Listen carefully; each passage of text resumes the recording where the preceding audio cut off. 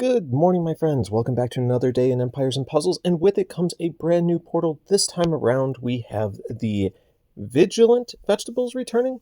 I'm having a bit of a hard time with this because, in reality, there was a banner that came up a moment ago that said Vigilant Vegetables.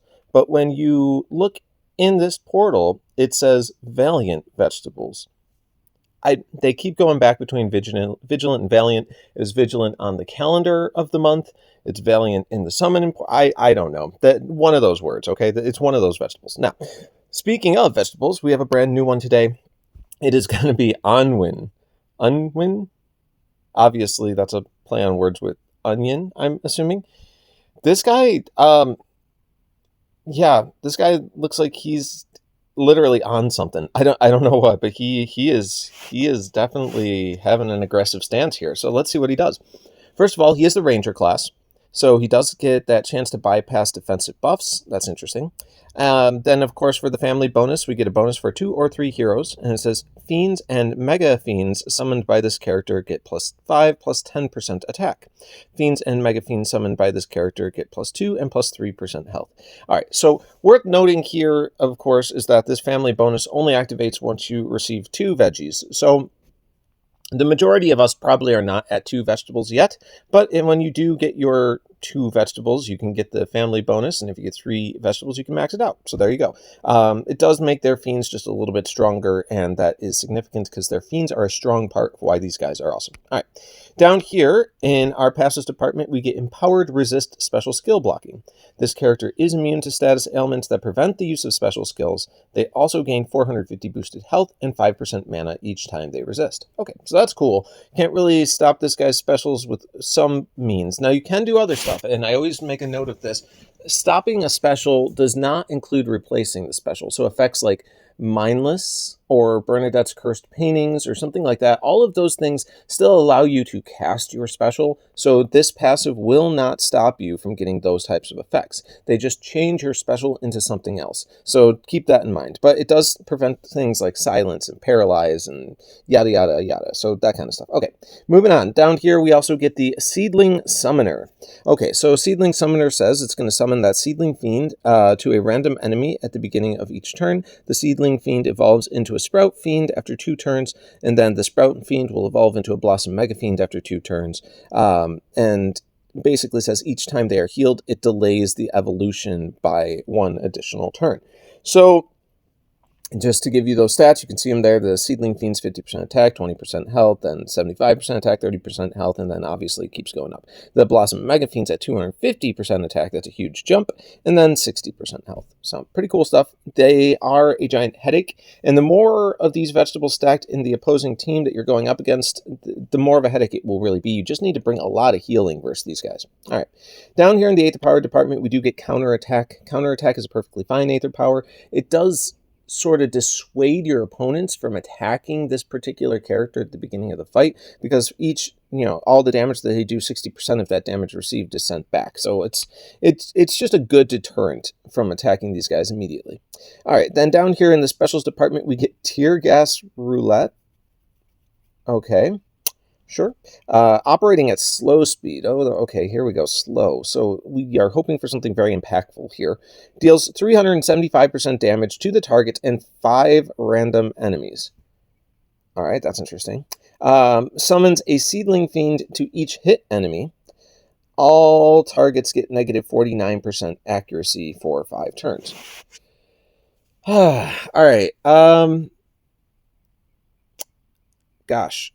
Look, there's a lot to go into here. Let's start talking about the pros and the cons of this guy. What do we like? What do we not like? Well, first of all, we love the fact that this guy is putting Seedling Fiends out with his passive every turn. So that right there automatically makes these veggies worth leveling and using, in my personal opinion. What kind of impact are we getting out of his slow special, however? 375% is not the largest hit that I have seen to a single target. Worth noting, he does have 1922 attack, so you have to factor that in. When you see a lower percent hit like this, you have to look at the attack and understand, is their attack rating high enough that a lower percent is still going to be significant? In this particular case, I would say yes. The other interesting part about this is that it's going to deal damage to the target and 5 random enemies. So we are talking about doing 6 hits in total at 375 each. That means that even if you're going up against a full team, at least one of them is going to end up being hit for 2 375% damage hits in one turn.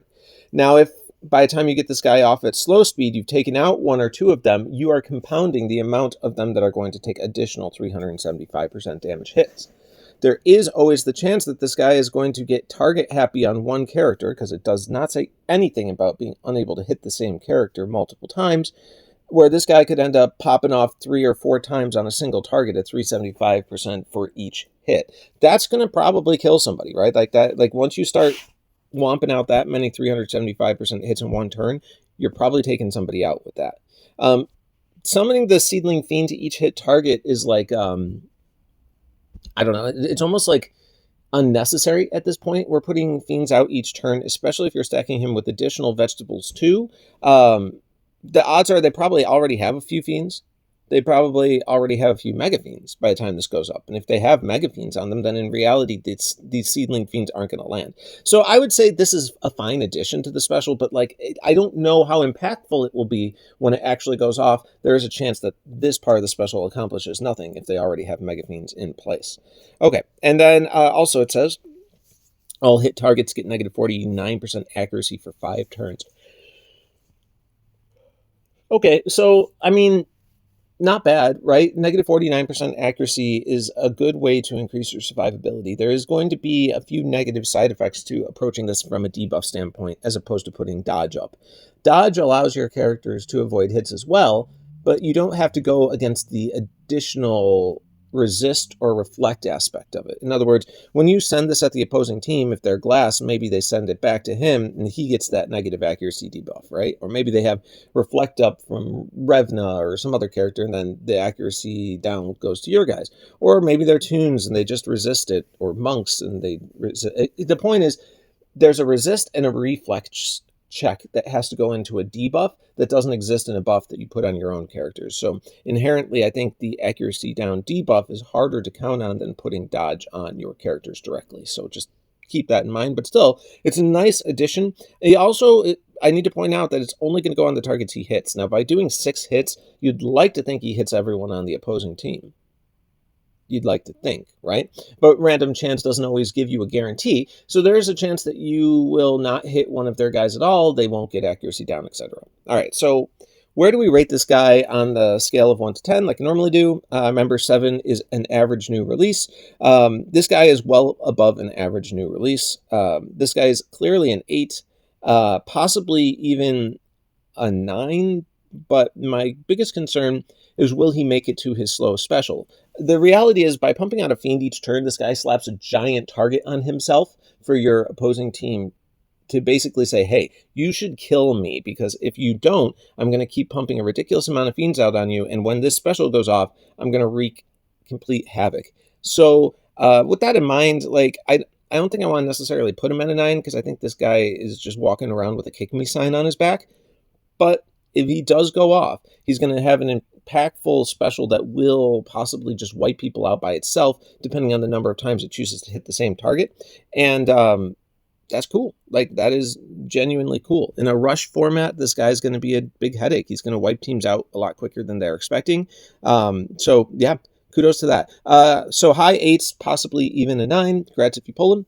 Thanks for tuning in, everyone. I'm going to wrap this up here. As always, there's a little button at the bottom right there. If you like what I do, you can click that. You can help me on my little journey. I'm still trying to get to that 1,000 subscribers before the end of the year. It should be perfectly doable. I actually just passed the 500 milestone yesterday, which is pretty cool. And if you want to help me on my journey, go ahead and click that subscribe, and we'll see you next time.